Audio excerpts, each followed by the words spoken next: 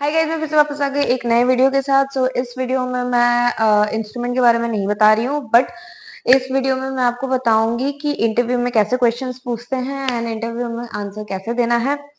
Basically आज का ये टॉपिक रहेगा गायनी के ऊपर। गायनी में भी एलएससीएस के ऊपर मैं बताऊंगी, बिकॉज एलएससीएस से बहुत सारे क्वेश्चंस आ रहे थे जो मुझे भी डाउट था, एंड आई थिंक वो सारी चीजें आप लोग को भी क्लियर करना बहुत ज्यादा जरूरी है।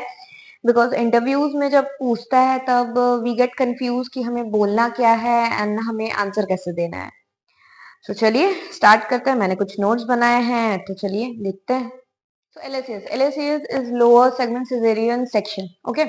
So LSCS क्यों करते हैं? LSCS इसलिए करते हैं क्योंकि जब मदर का या कोई लेडी का, प्रेग्नेंट लेडी का नॉर्मल वजाइनल डिलीवरी नहीं हो पाता है अब बिकॉज ऑफ सम कॉम्प्लिकेशन, तो उस वजह से हम लोग सिजेरियन से फिर बेबी को आउट करते हैं। सो बेसिकली बाकी सर्जरी की तरह एलएससीएस का भी अपना एक अलग प्रॉपर स्टेप्स है, प्रोसीजर है एंड फिर प्रिकॉशंस है, सूचर है। तो ये सारी चीजें मैं अभी इन शॉर्ट आपको बता देती हूँ। आपको डिटेल्स चाहिए तो आप प्लीज क्वेश्चन कर सकते हैं या बोल सकते हैं कमेंट में। एलएससीएस का इंसिजन पड़ता है नेवल से सिम्फेसिस प्यूबिस के 2 उंगली ऊपर, मतलब इस पॉइंट पे, मतलब parallel to the inguinal region. Okay. एक लंबा सा कट पड़ता है। कट पड़ने के बाद एब्डोमेन, मतलब एलएससीएस में 7 लेयर को काटना पड़ता है बेबी तक पहुंचने के लिए।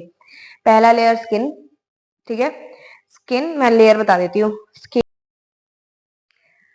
Skin, superficial fat, fascia, muscles, peritoneum, uterus और एमनियोटिक सैक। तो हमारा जो स्किन, सुपरफिशियल फैट, फेशिया और मसल, ये चारों को हमने इंसिजन दे दिया ब्लेड से। Now the time for cutting the peritoneum. Incision देने की बारी पेरिटोनियम में आता है, but peritoneum is the one of the most last layer of the abdomen.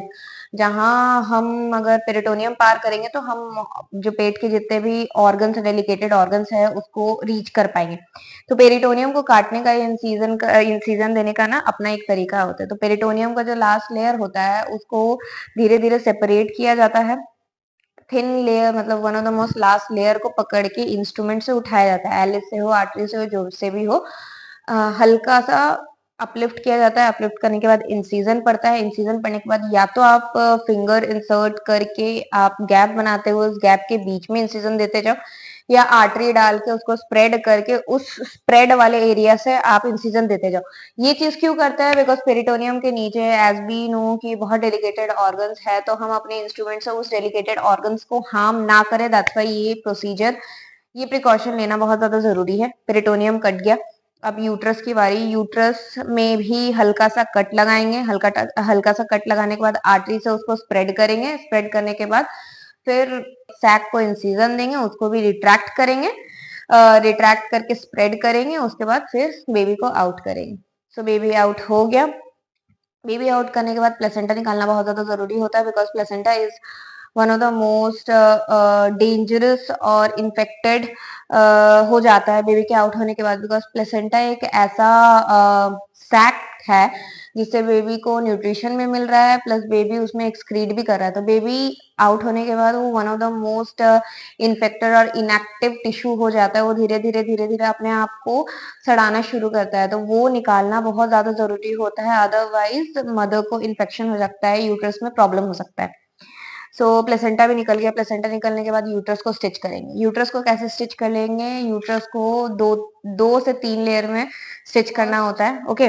First layer एक डायरेक्शन में, दूसरा लेयर सेकेंड डायरेक्शन में। ओके।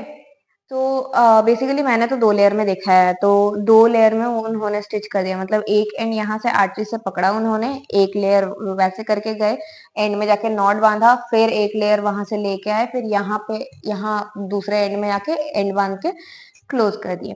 ठीक है, यूट्रस क्लोज हो गया। नाउ समटाइम्स क्या होता है, यूट्रस क्लोज होने के बाद भी उसके अगल बगल, जहाँ इंसिजन पड़ा है उसके अगल बगल से फिर बहुत ज्यादा ब्लीडिंग होने लगती है, बहुत आउट ऑफ कंट्रोल ब्लीडिंग जाने लगती है। तो उस टाइम ऑप्शन है कि इधर यू स्टिच द ब्लीडर्स, जैसे बहुत सारे सर्जन कैटगट से स्टिच करते हैं। कैटगट 0 नंबर कैटगट से स्टिच करते हैं, 0 और 1 से करते हैं। और कुछ कुछ सर्जन वाइक्रिल 0 जो है उससे करते हैं, मतलब either you stitch the bleeders, otherwise status के लिए आप ब्लूट्रोक्लॉट दे सकते हो, थिम्सिल दे सकते हो, कार्बोपोस डाल सकते, मेजोप्रोस डाल सकते हो, मेजोपोस टैबलेट। सो ये सारी चीजें आप कर सकते हो। पेरिटोनियम क्लोज करना बहुत ज्यादा इंपॉर्टेंट है, अदरवाइज पेरिटोनियम नहीं क्लोज करेंगे तो हर्निया होने का बहुत ज्यादा चांसेस रहता है। सो पेरिटोनियम क्लोज करेंगे, पेरिटोनियम के बाद फैट लेयर, मसल्स, फिर फैट लेयर, फिर स्किन। सो बहुत सारे surgeon peritoneum and muscles way along with the fat करते हैं, लेकिन बहुत सारे सर्जन प्रेफर करते हैं ये डबल निडल वाला 1 number vicryls down body. Double needle से क्या होता है, डबल निडल से क्या होता है, यूट्रस स्टिच करने के बहुत मतलब इजी पड़ता है। आप वन वे में गए, दूसरे वे में दूसरे निडल से आ गए, फिर नॉट लगा दिया, दो अब काट दिया, फिर दो अलग अलग सेपरेट सूचर हो गया, तो उससे मतलब बहुत लंबा भी रहता है ये, 180 सेंटीमीटर का डबल निडल का रहता है, और ये बस 90 सेंटीमीटर का, मतलब ये दो मिला के ये एक सूचर होगा। सो इसे स्टिच करते हैं। देन हो गया सब स्टिच। फिर मोनोक्रिल 30 से स्किन स्टिच करते हैं, वो भी सुपरफिशियल लेयर, मतलब स्किन के जस्ट सुपरफिशियल लेयर में हम लोग स्टिच करते हैं, ताकि जो इंसिजन मार्क है वो हट जाए। हम लोग स्किन में इंटरप्टेड सूचर नहीं लेते, कंटिन्यूअस सूचर नहीं लेते, लेकिन सुपरफिशियल में कंटिन्यूअस सूचर लेते हैं, ताकि स्कार ना बने। तो आज के लिए इतना ही, फिर मिलते हैं नेक्स्ट व्लॉग में। अगर आपको कोई डाउट है या कुछ आपको पूछना है तो you can ask, I will try to answer it. तब तक के लिए स्टे हेल्दी, बाय बाय।